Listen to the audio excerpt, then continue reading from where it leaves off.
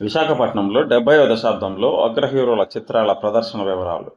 70వ దశాబ్దపు super star Sobhan బాబుకు 13 direct శతమానోత్సవ చిత్రాలుండగా, విశాఖపట్నం కేంద్రానికి ఆల్ టైమ్ నంబర్ 1 హీరో నటసామ్రాట్ అక్కినేనికి 12 డైరెక్ట్ 100 రోజుల చిత్రాలున్నవి.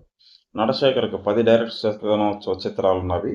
నటరత్న ఎన్టీఆర్కు 9 డైరెక్ట్ దినోత్సవ చిత్రాలున్నవి. మరియు సర్కస్ రాముడు చిత్రం విశాఖపట్నం దసరా పల్లా చిత్రాలయ థియేటర్లో 96 రోజులు డైరెక్ట్గా ప్రదర్శించబడినది. రాజమండ్రి అప్సరలో కూడా సర్కస్ రాముడి చిత్రం 96 రోజులు రోజు 3 ఆటలతో డైరెక్ట్గా ప్రదర్శింపబడింది. ఈ 2 కేంద్రాల్లోనూ సర్కస్ రాముడి చిత్రం తీసి చంద్రమోహన్ చిత్రం కొంటెమగుడు పెంకి పెళ్ళం వేశారు.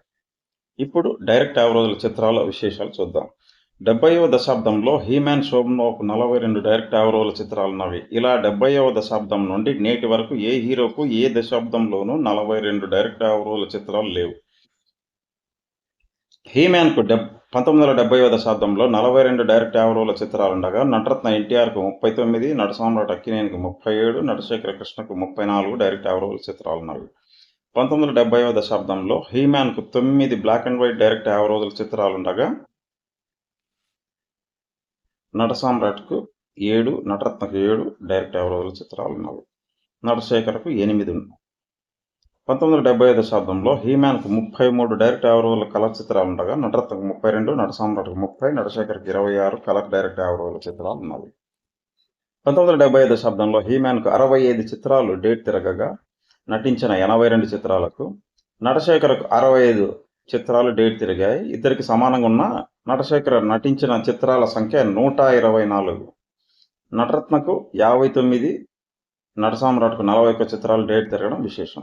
పై వివరాలు చూశాక తేల్చబడిన విషయం ఏమిటంటే, ఒక దశాబ్దంలో 4 అగ్ర హీరోల బాక్సాఫీస్ సత్తాను పోల్చవలసి వస్తే ముఖ్యంగా చూడవలసిన 3 విషయాలు డైరెక్ట్ శతదినోత్సవ, డైరెక్ట్ అర్ధ శతదినోత్సవ మరియు డేట్ తిరిగిన చిత్రాలలో 3 విభాగాలలోనూ 70వ దశాబ్దపు సూపర్ స్టార్ శోభన్ బాబు తన ఆధిక్యత ప్రదర్శించారు.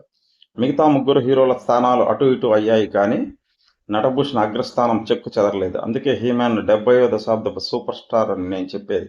మరొక ముఖ్య విషయం ఏమిటంటే, 70వ దశాబ్దం తెలుగులోనే తొలిసారి 4 అగ్ర హీరోల చిత్రాలతో చిత్ర పరిశ్రమ డామినేట్ చేయబడ్డ తొలి దశాబ్దం.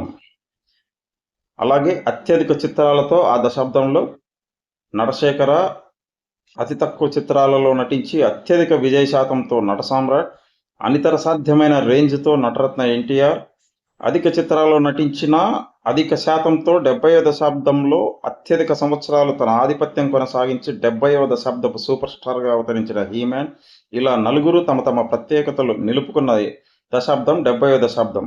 మరే దశాబ్దంలోనూ ఎప్పుడూ ఇలా జరగలేదు. అందుకే 70వ దశాబ్దం అన్నిటికంటే గొప్ప దశాబ్దం.